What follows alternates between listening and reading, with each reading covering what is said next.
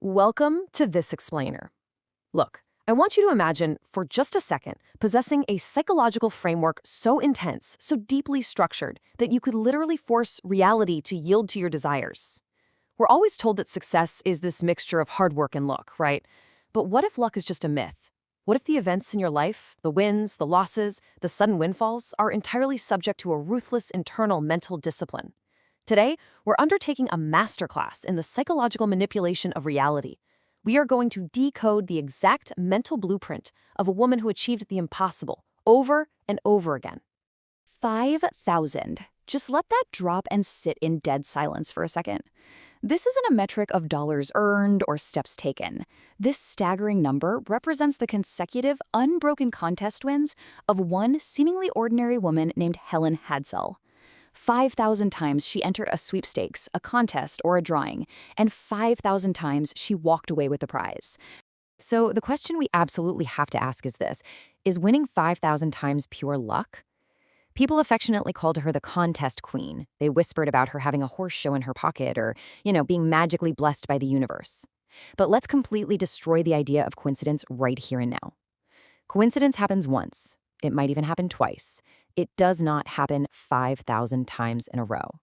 This was a highly controlled, aggressive psychological system at work. I mean, think about the impossible scale of these physical rewards. We aren't just talking about winning a free toaster here. Helen systematically extracted bicycles, high-end cameras, and first-class plane tickets from reality. She even manifested a massive 4,300 square foot house in Texas. She wasn't just lucky. She was an architect of power who used her mind to bend the physical world, forcing it to deliver tangible, high-value assets directly to her doorstep.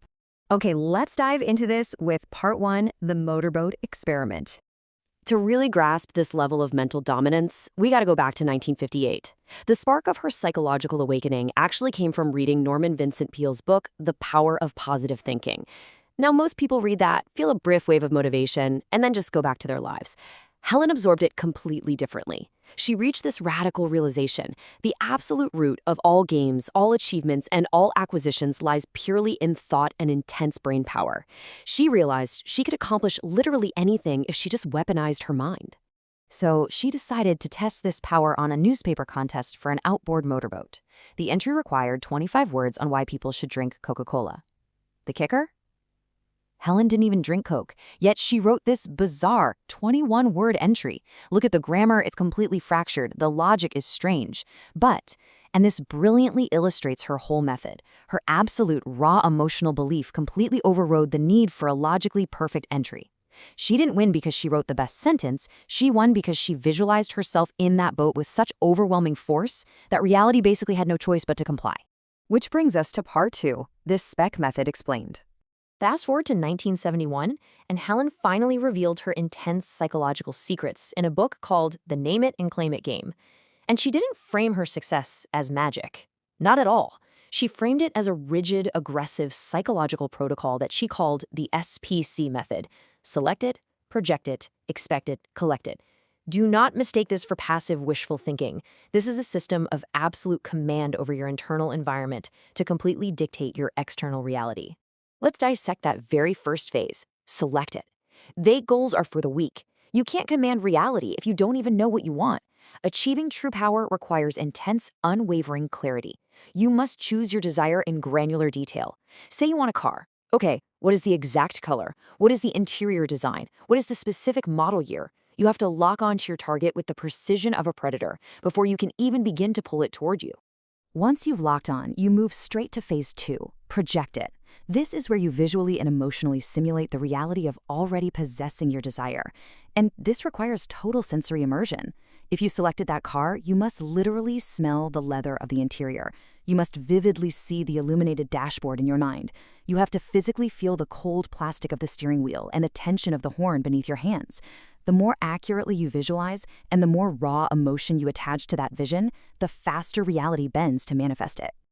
Now, what's really interesting about this next slide is Part 3, the physiology of belief.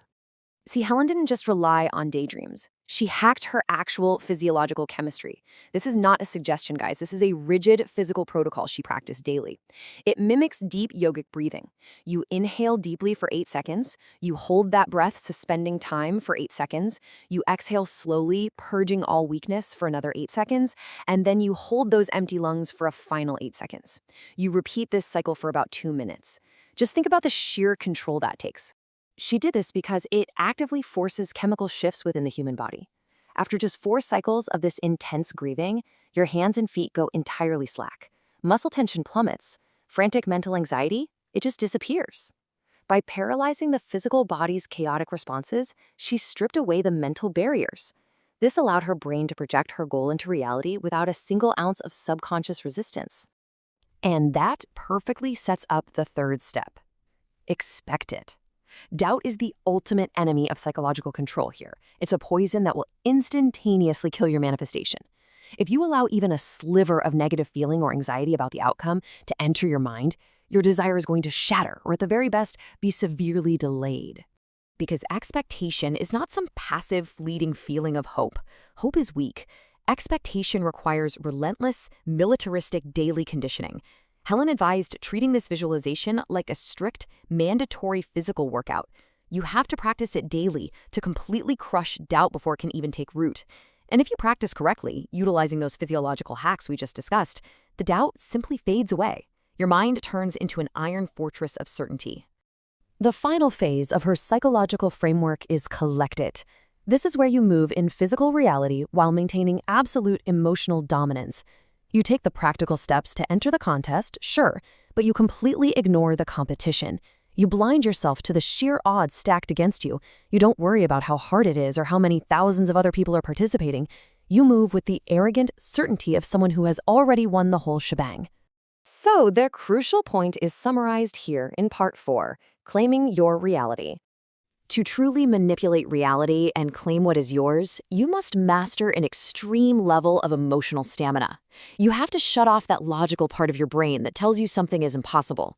You must practice daily visualization like your life depends on it, violently charge your desire with positive energy, and completely refuse to become discouraged. Manifesting takes time. If you don't see results after a few days or weeks, you do not surrender. You wait with absolute, unwavering faith, knowing your desire literally has no choice but to be fulfilled. So I'm going to leave you with this final, incredibly important question. What are you going to select and expect today? Are you going to continue letting random chance dictate the rewards of your life? Or are you going to step up, assert dominance over your internal psychology, and actively bend reality to your will? The tools are right in front of you. The masterclass is over. Now, the power is yours to claim.